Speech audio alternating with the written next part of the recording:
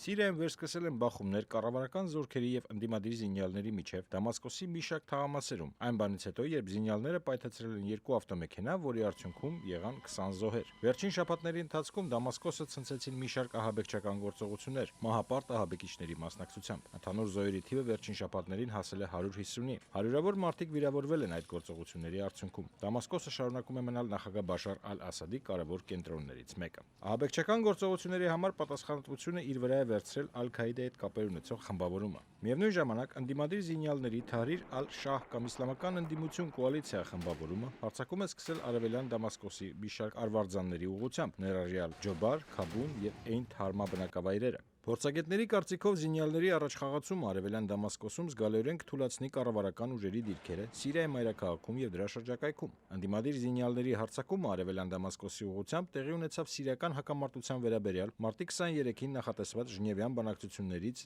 օրեր առաջ։ Փորձագետների կարծիքով ռազմական գործողությունների վերսկսումը զգալիորեն կվնասի խաղաղ բանակցությունների գործընթացին։ Սիրիայում քաղաքացիական պատերազմի սկզբից ի վեր Ասադի կառավարությունը վերահսկում է մայրաքաղաք Դամասկոսը։ Զինյալներին հաջողվել է վերահսկողության տակ վերցնել Դամասկոսի մի փոքր հատվածը, սակայն 2013 թվականից ի վեր կառավարական ուժերը պաշարման մեջ են առել զինյալներին։ Արամ Ավետիսյան, Ամերիկայի ձայն, Վաշինգտոն։